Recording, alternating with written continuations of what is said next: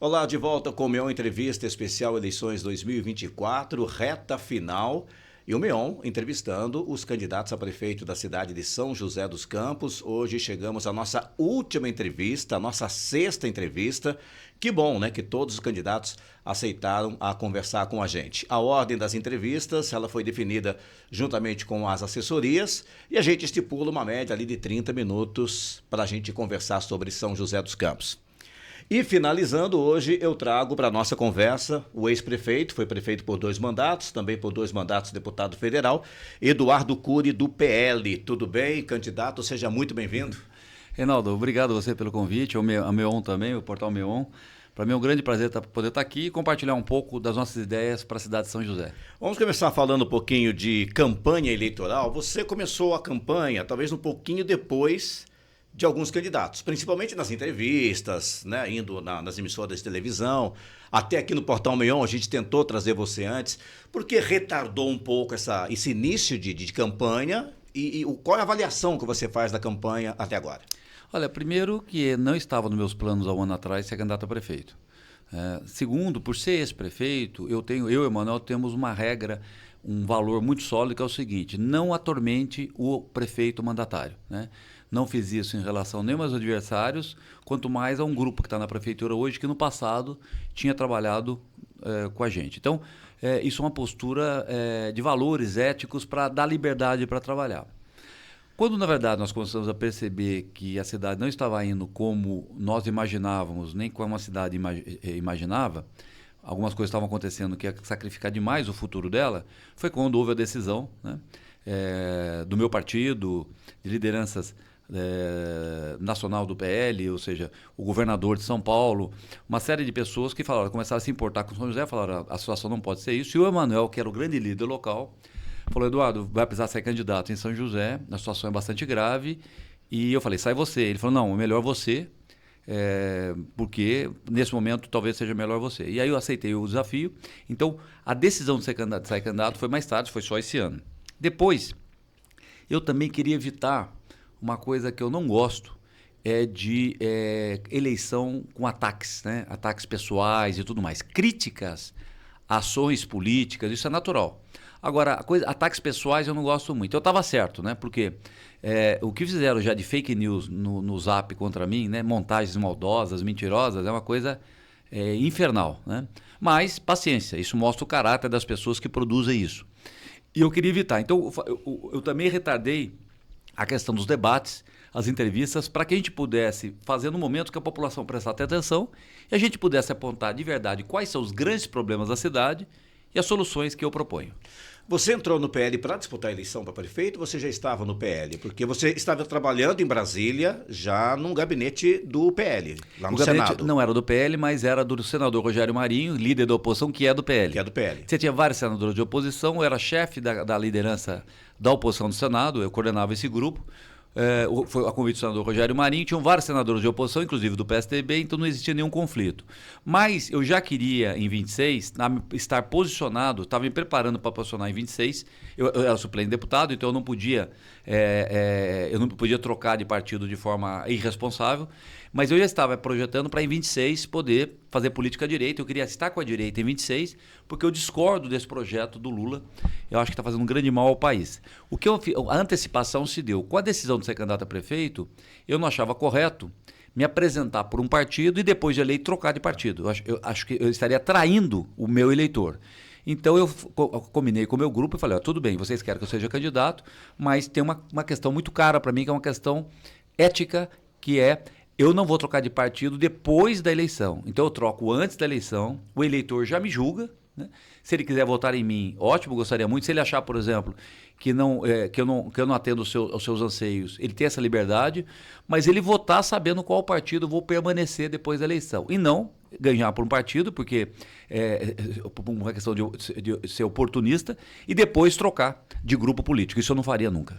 Então, em relação à pesquisa eleitoral, como é que você avalia até agora? A gente está entrando numa reta final, outras pesquisas serão publicadas, e você está ali, né, na liderança em algumas pesquisas, enfim, mas com uma grande possibilidade de São José ter segundo turno, uma experiência que você não viveu ainda. As duas últimas Exato. que você foi eleito, você ganhou no primeiro turno, né?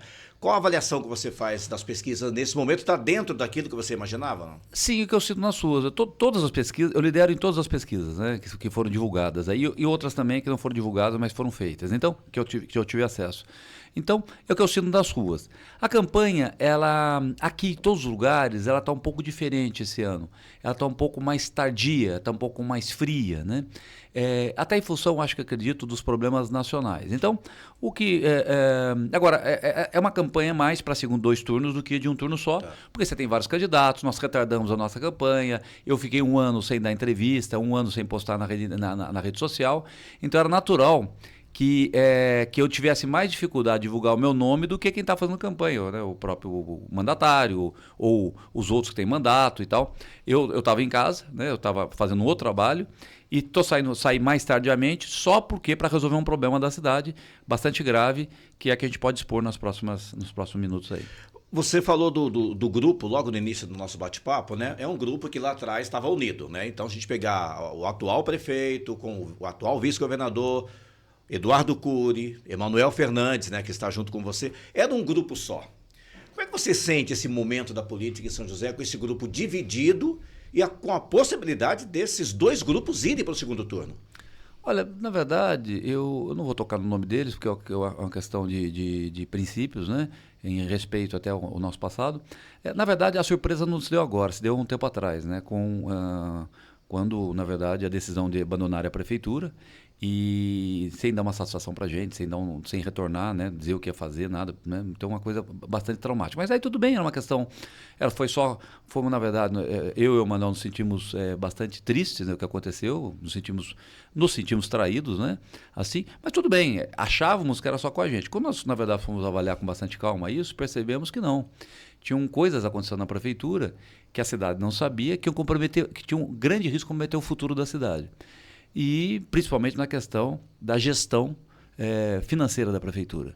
E aí foi quando nós decidimos nos apresentar como candidato para mostrar uma alternativa à cidade, mostrar os problemas e quem sabe se a população concordar com a gente, buscar um caminho alternativo. Essa foi a ideia. Mas não tem nada de pessoal nisso, nada de pessoal. Tem a ver com o futuro de São José. Eu nunca seria candidato por birra, por mágoa. Você ser prefeito de São José é uma grande honra, uma grande honra. É um mandato que tem que ser honrado, você tem que cumprir até o último dia. Eu nunca largaria o mandato da prefeitura se a população me desse isso. Então, pensei muito em ser candidato, pensei muito. Eu só sou candidato pela gravidade da situação que está se prevendo nos próximos anos na cidade de São José. Eu entrevistei, inclusive, o atual prefeito, né, nessa série e... Evidentemente que eu questionei sobre a questão das finanças, muito comentada, não só na sua propaganda eleitoral, mas de outros adversários do atual prefeito. E ele negou, né, dizendo, evidentemente, que as contas estão em dia, que não tem ninguém que recebe atrasado, enfim. E a sua campanha, inclusive, vai ter que ceder um horário para ele de inserções de falar de calote, de comprometer o futuro financeiro de São José dos Campos. Como é que você encara essa situação? E qual é exatamente a posição das finanças do município de São José dos Campos hoje? Se você assumir, você vai assumir com dívida ou não? Porque o eleitor tem que entender como é que está a situação hoje. Olha, é importante, cada candidato usa as palavras que ele acha conveniente, né? Eu vou dizer o que está acontecendo e o eleitor julga qual a palavra conveniente. A decisão da eleitoral é só questão da palavra, mais da palavra calote, né? Tá. Ou seja, você pode usar a palavra que quiser, inadimplência, né? Não pagar, né? Não honrar, calote, isso cada um usa da forma que quiser. A grande verdade, não há como mudar isso, né? É o seguinte, deixaram de pagar 495 milhões de reais de obrigações que tinham que ser pagas. Ou seja, estão gerando uma bola de neve para o futuro. Em 2021 foi 140 milhões mais ou menos. Em 2022 deixaram de pagar mais 320 mais ou menos, né? 320. E agora, dias atrás, mais 31 milhões. Né? Não sou eu, tudo isso foi noticiado pela imprensa. Pode falar o que quiser, né? Pode falar o que quiser, dar a interpretação que quiser. Está errado isso, está errado. Isso é uma bola de neve, está sendo deixado para o futuro. Não está certo um gestor fazer isso. Não está certo. Então, teve uma catástrofe, não teve nada, não aconteceu nada. Ou seja, então, a receita da prefeitura, não houve queda da receita da prefeitura. O que houve foi, na verdade, o que eu acho que aconteceu, não estou na prefeitura, um grande descontrole. Se perderam, essa é a grande verdade. E isso compromete o futuro da cidade. Pra você ter uma ideia, essa bola de neve que estão gerando, vai ter que, só um dos acordos, os acordos, vai ter que pagar mais 100 milhões por ano. Ou seja, veja bem, você não conseguiu pagar 300 naquele ano, deixou de pagar, né? Ou seja, deu um chapéu nisso. É uma outra palavra. Deu um chapéu nisso, não pagou, jogou para o futuro prefeito. Olha que responsabilidade. Vamos lá. Então, primeiro, é uma responsabilidade com a cidade e uma responsabilidade com o próximo prefeito. Então, vamos lá. Não pagou 300, e além do que vai vencer 300 no ano que vem, no próximo mandato, por ano, você tem mais 100 que você não pagou do ano passado. Ou seja, veja bem, se você não consegue pagar nem o do dia, você vai pagar o atrasado, você está entendendo a situação? É uma bola de neve. Então, isso, no nosso entendimento, eu sou candidato da oposição, eu não ataco a pessoa. Olha, se eu quiser ser demagogo, Reinaldo, né, eu sou contra isso. É só em qualquer posto de saúde ficar ali e gravar, por exemplo, uma pessoa reclamando da prefeitura. Não faço isso. Não faço. Porque toda pessoa no posto de saúde é uma pessoa descontente, em qualquer governo. Não faço isso. Eu não faço isso. Erros pessoais do mandatário, do prefeito ou da sua esposa. Não faço isso. Não faço. Isso não tem impacto nenhum para a cidade, entendeu? Pode ter impacto familiar, mas não tem para a cidade. Você faz uma análise da gestão. Faz uma análise de erros que comprometam o futuro da cidade. É natural qualquer gestão cometer erros. Então eu vou falar outra parte agora, qualquer erros. Eu podia pegar erros pontuais da gestão e ficar atacando. Aqui o asfalto foi mal feito, tem um buraco aqui. Não faço, sabe por quê? Porque é fácil consertar um buraco, tá claro? O que eu estou apontando como candidato da oposição, eu sou candidato da oposição, é o meu papel apontar erros. São graves erros que comprometem o futuro da cidade. Então eu estou falando isso porque eu considero inadmissível um descontrole ou falta. Eu não sei o que aconteceu, se foi falta de competência, se foi esperteza, se foi. Ou seja, não tem sentido você deixar de pagar 495 milhões. Só ter uma ideia do que é isso? Isso é mais que a somatória de todas as obras que estão sendo feitas na cidade. É muito dinheiro. Então vamos lá, tem isso. Outro ponto que eu falo na campanha. Não tem sentido não fazer licitação de ônibus há 4 anos. Eu queria entrar já nessa questão do transporte, né? Porque muitos dos candidatos já até sugeriram tarifa zero, outros a licitação o mais rápido possível, e na tua campanha você já promete a licitação no primeiro ano do seu mandato, exato, né? Já em 2025. Então, eu queria que você falasse sobre isso e o modelo de transporte que você vai oferecer para São José. Olha, quando eu fui o primeiro prefeito a fazer licitação de transporte em São José dos Campos, foi em 2008. Quando eu fui fazer, eu prevendo que o mundo ia se modernizar, eu podia ter feito uma licitação do novo contrato para 30 anos, para 20 anos. Eu falei, não, vou fazer um tempo mais curto, vou fazer 12 anos, porque 2020 o mundo vai mudar e você tem condição de ter um novo contrato a partir de 2020 para você ter um sistema mais moderno possível em São José. E assim foi feito. Em 2008 eu coloquei toda a frota 0 km de São José, mudamos as linhas, né? E houve uma grande satisfação da população. Bom, chegou 2020, nós chegamos em 2020, não foi feito concorrência, nós estamos desde 2020, venceram os contratos, começaram a vencer os contratos, os primeiros contratos venceram em 2020, um ano ou 2 anos depois, né? E nós estamos há 4 anos sem concorrência pública em São José. Ou seja, nós estamos com o sistema velho. A prefeitura comprou 10 ônibus, acredito, elétricos, com dinheiro do orçamento que podia ser pago, que era dinheiro para usar saúde e educação. Ainda assim, deu mais perto de 200 milhões de reais, tirou do orçamento, como dinheiro que podia para a educação, entregou na mão das empresas de ônibus. Com o sistema velho, as empresas de ônibus contrato antigo. Ou seja, não tem sentido isso. Então, eu como oposição, né, é o meu direito e dever de mostrar que está errado. E é possível fazer licitação no ano que vem? É possível. Aliás, já deviam ter feito. Então, se tivessem feito, eu estaria aplaudindo. Não fizeram. A última erraram. Foi você que fez? 2008, foi a última que fiz. Então, é o meu papel. Não adianta espernear, ficar chateado. É verdade isso, é o meu papel apontar. Então, veja bem, eu só estou apontando os grandes problemas da cidade. Não estou perdendo tempo na campanha de apontar os pequenos problemas. Porque muitos desses problemas não são involuntários, não é o prefeito que maldade fez. Acontece no dia a dia. Eu estou apontando esses porque esses foram por ato e decisão exclusiva da prefeitura. E aí tem claro? Não pagar, não foi assim, olha, esqueceu de pagar a parcela da Previdência. Ninguém esquece de pagar 495 milhões de reais. Isso foi uma decisão, uma escolha. Tá? Esqueceu de fazer a licitação. Não existe isso. Ou seja, foi uma decisão. Não vou fazer, ou vou retardar, ou fez com o edital errado, sabe que está errado, não corrige o edital. Então, é uma escolha. Erraram. O meu papel como opositor é apontar. Se a população acreditar em mim, Eu gostaria de ter o voto dela para poder corrigir isso. Se achar, na verdade, que eles estão certos, ótimo, entendeu? Agora, o meu papel como opositor é mostrar os erros, para inclusive corrigir. Se eles corrigirem, se eles corrigirem isso, tivessem corrigido, não estaria falando agora. Então, eu posso citar outro, mais um ou dois pontos. Então, o meu como candidato da oposição não é pessoal.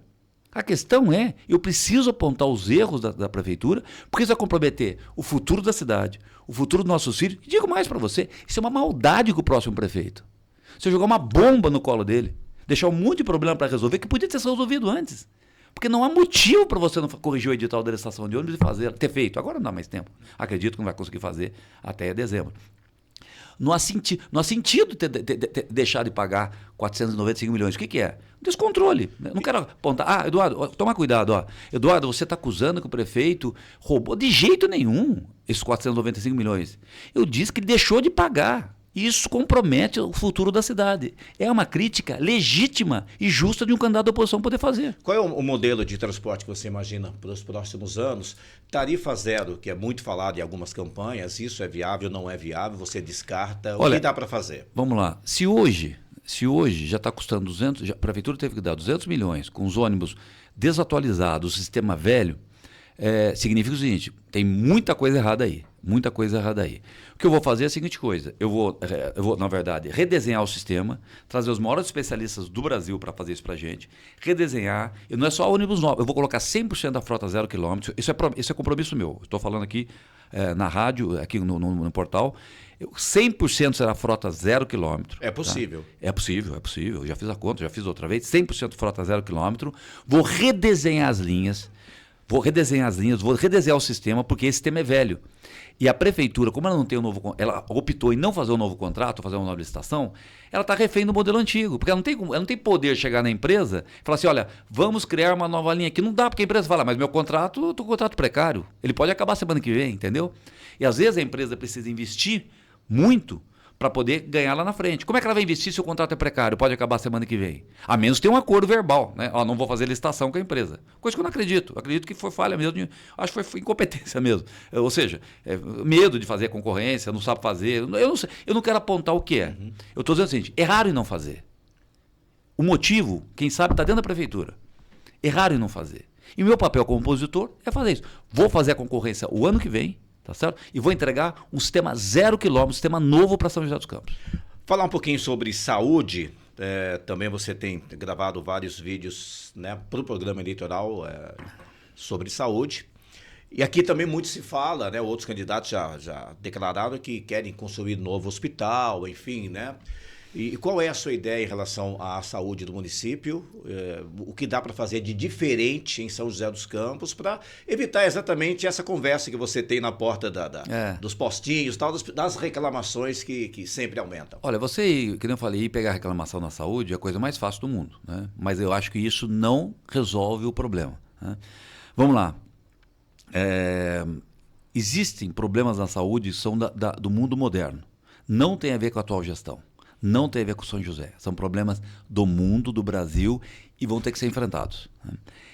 Agora, uma coisa que me assustou muito, Reinaldo, muito, foi o seguinte: nessas andanças que comecei a fazer campanha, eu descobri coisas absolutamente estarrecedoras. Eu descobri, por exemplo, que as duas últimas UPAs de São José dos Campos foram idealizadas por mim, construídas por mim.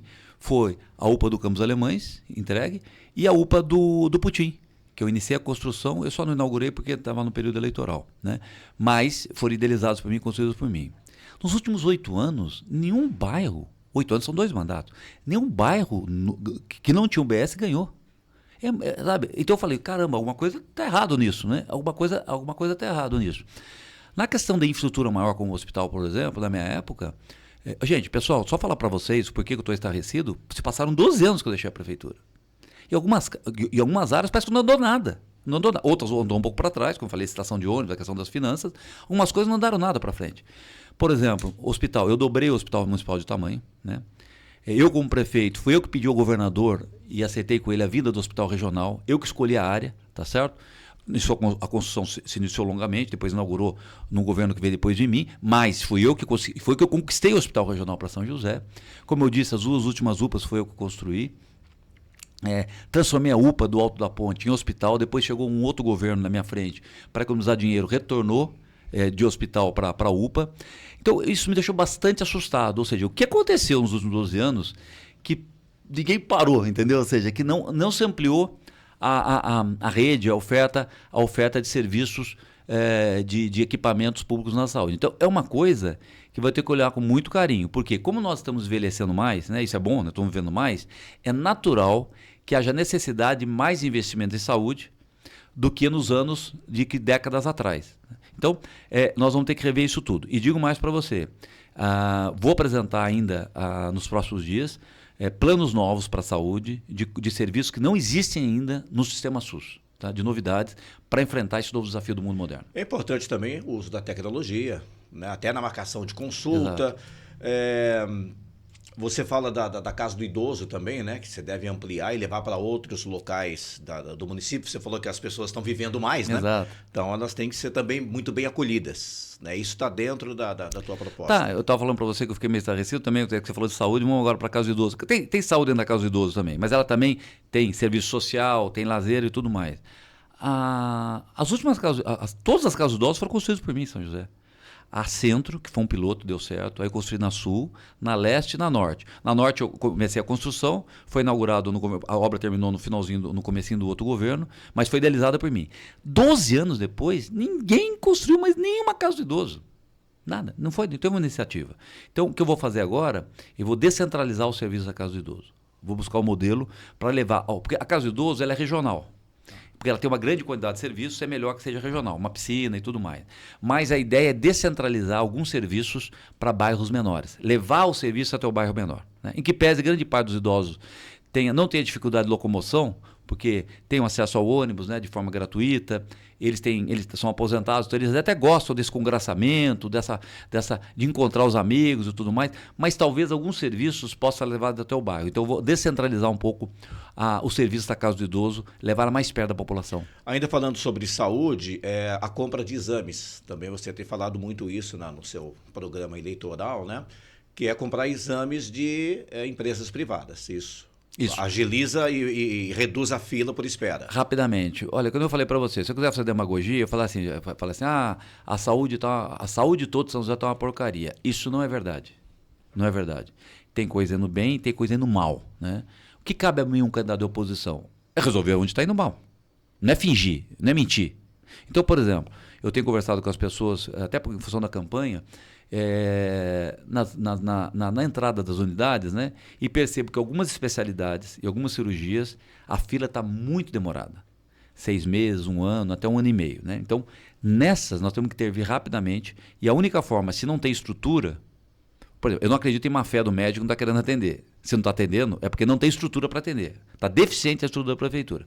Então, rapidamente, o que eu vou fazer, eu vou contratar serviços nas entidades privadas, quer seja exames, quer sejam de consultas mesmo e até cirurgias. Eu vou contratar na iniciativa privada para reforçar o sistema SUS e tirar rapidamente da fila esses casos mais urgentes. Um caso clássico é quando você, na verdade, o exame até tem, faz o exame e demora 1 ano para marcar a cirurgia. Aí você perde o exame.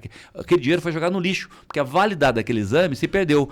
Quando a pessoa for chamada para a cirurgia depois de 1 ano, 1 ano e meio, terá que fazer um novo exame. Então isso é uma falha de planejamento e gestão, onde está jogando dinheiro da saúde, que seria importantíssimo, na lata do lixo. Outro assunto importante, Curi, é sobre geração de oportunidades, de emprego, enfim, você fala em ampliar o parque tecnológico, entrar agora numa era digital, né? Seria um novo modelo de parque tecnológico. Queria que você explicasse isso também, legal, né? E o que isso pode impactar, inclusive nos jovens que estão hoje em busca de oportunidades. Reinaldo, quando eu idealizei o Parque Tecnológico em 2005, e ele acabou partindo em 2007, né? Existia uma fábrica abandonada de São José dos Campos, chamada Solectron, moderníssima, uma fábrica americana.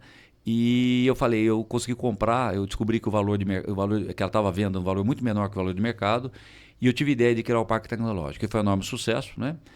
Não há nenhum senão em relação ao parque. O Parque Tecnológico que nós temos hoje continua, mas eu vou fazer uma fase 2 dele, uma nova etapa, né? Onde agora nós vamos atacar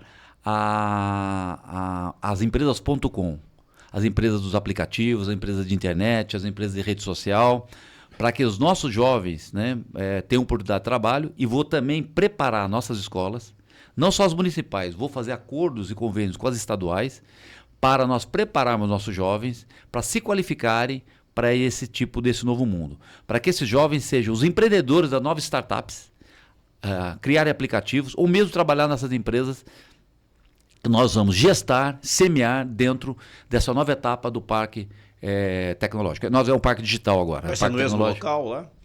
A ideia pode ser no mesmo local, aí não vamos definir isso, uma ampliação no mesmo local, ou mesmo um novo ou mesmo um outro local também. Nós estamos avaliando. Né? Como eu estou fora da prefeitura, eu não sei exatamente como está a questão fundiária no entorno do parque. Né? Na época nós compramos uma grande área, uma área de expansão. Se for possível lá mesmo, então faremos em outro local. Bom, a gente volta lá no comecinho sobre finanças e você conseguiu comprar o espaço do Parque Tecnológico, comprou o Vicentina Aranha, então a impressão que tinha dinheiro na época. E para agora, se você entrar e não tiver o dinheiro que você pensa, vai ter uma dificuldade em você adquirir algumas coisas. Exatamente. Né? Então, eu queria que você explicasse como é que foi isso lá atrás. Né? Trabalhar com esse dinheiro e comprar, né? Porque não, é uma coisa que realmente você tem que arriscar e acreditar, porque é um dinheiro do povo. Olha, todo recurso que você usa para obras, para investimento, fazer grandes projetos, é fruto do seu próprio trabalho. Você entra na prefeitura, tem que apertar o cinto, faz economia. Primeiro você tem que honrar a palavra, honrar o orçamento, cumprir suas obrigações. Né? Cumprir as obrigações, se você for eficiente, sobra dinheiro, aí você decide, eu vou fazer uma obra, vou fazer uma avenida, vou criar um parque tecnológico, vou criar um parque com Vicentina Aranha. Foi isso que eu fiz na época. Eu fiz isso sem aumentar R$1 de imposto. Sem mudar uma alíquota, sem nada. E sem dar calote, sem nada. Eu fiz isso. Né? Ora, se realmente a situação hoje é completamente diferente, estão deixando uma dívida, não é dívida, estão deixando de pagar. Você fazer um investimento, olha, eu vou fazer um investimento, como eu fiz, por exemplo, fui no BID, peguei recursos para fazer investimento de longo prazo na cidade. Isso dá retorno para a cidade. Então, Via Cambuí foi feito com esse recurso. Né? Eu que idealizei a Via Cambuí, eu que projetei, eu que iniciei a obra. E, na verdade, ela foi concluída, aí passou por 2 governos. O governo passou o governo seguinte e um terceiro governo finalizou. Né? 70% a 80% dos recursos da Ponte Estaiada foi do financiamento que eu consegui na minha época. A prefeitura acho que entrou com 10 ou 20 milhões para complementar. Então, isso é importante para a cidade. Tá certo? Então, você assume um compromisso e tem as parcelas para pagar. Você não pode deixar de pagar essas parcelas. Tá claro? Não pode deixar. Um compromisso do orçamento está lá. Eu não estou dizendo que a prefeitura, não foi isso não. A prefeitura não está pagando, ela deixou de pagar, foi o fundo de previdência, os aportes do fundo de previdência dos servidores, tá certo? Deu uma inadimplência, o nome, calote, sei lá, jogando para o próximo mandatário, na fase de 495 milhões. Então, você tem que ser eficiente e aí você pode fazer. Agora, não tem sentido você deixar de pagar a luz da sua casa, tá certo? E falar o seguinte, vamos comer hambúrguer no McDonald's. Não tem sentido isso. A minha crítica é isso. Não adianta nada. O que adianta você iniciar 10 obras, situação hipotética, tá? O pessoal reclama, as obras estão paradas, ou estão demorando, ou não tem ninguém trabalhando nas obras. Não adianta nada se você não tem dinheiro. Não adianta começar 10 obras e não acabar as 10. Não é melhor você começar 2, acabar 2. Depois você faz 2, acabar 2. Porque quando você inicia uma obra, por mais bem intencionada, ela gera impacto na cidade. Quando ela estiver pronta, vai ter impacto positivo, se ela for bem pensada. Durante a obra, ela causa impacto negativo. Por quê? O transtorno, entra máquina, sai máquina, é um problema realmente, né? Ora, se você não tem o dinheiro, por que começa? Entendeu? Então, isso, na verdade, é uma coisa que nós, como oposição, temos direito dever de apontar. Né? Exatamente. Então, é óbvio que a situação que nós vamos herdar, a partir do ano que vem, se a população der esse voto de confiança para a gente, será uma situação muito difícil. Por isso, você repara, eu não estou sendo irresponsável de prometer gastar dinheiro a rodo. Repara no meu plano de governo como ele é responsável. Estou muito responsável porque eu sei que eu vou ter que cumprir aquilo que eu estiver falando. Agora, você jogar a dívida para o próximo, é que eu não fazer um programa de governo agora e falar assim, olha, eu vou fazer tudo, quem vai pagar vai ser o prefeito que vai entrar depois de mim. Isso é uma responsabilidade. Essa é a minha crítica. Fica prometendo, fazendo um monte de coisa para o outro pagar. Isso não está certo, pô. Se você quer fazer, faça e pague. Entrando aqui na nossa reta final do bate-papo, se você for eleito prefeito, você faz uma grande oposição ao governo Lula, lá em Brasília, né, trabalhando no Senado, enfim. Como é que vai ser essa relação, né? Já que você é um grande opositor do atual prefeito, e a relação com o governo do estado de São Paulo, né? Que muitos eleitores não sabem se o Tarcísio está com você ou se o Tarcísio está com outro. Olha, a minha relação pessoal com o Tarcísio é excelente. Eu sou amigo do Tarcísio antes dele ser candidato a governador do estado. Inclusive, ele me convidou, tive dias atrás com ele lá no Palácio, né? Agradecer ao Tarcísio pela gentileza, publicamente quero agradecer a gentileza que ele está tendo com a minha candidatura e com a minha pessoa, né? Então, o governo do Estado, nós temos o vice-governador de São José, eu acho que ele nunca ia prejudicar a cidade, né? Não acredito que ele faria isso, né? Então, eu não vejo...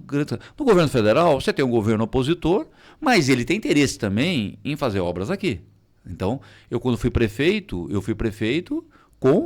contra no governo federal já estava o PT. E, na verdade, quando era interesse da cidade, eu busquei trazer as coisas para cá.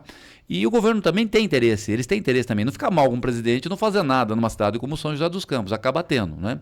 Logicamente, eu só vou aceitar coisas que estejam em interesse da cidade. Então, projetinhos, por exemplo, que seja só marketing, não me interessa.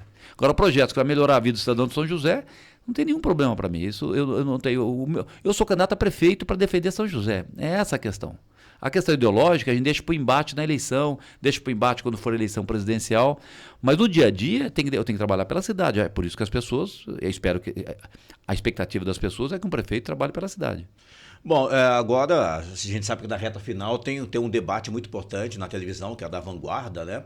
Você não esteve no da Band, né? Até queria que você falasse por que não foi. E se o da Vanguarda você pretende marcar presença? Como a minha experiência mostra que por mais que você seja produtivo, mais que você seja educado, às vezes os adversários não são, né?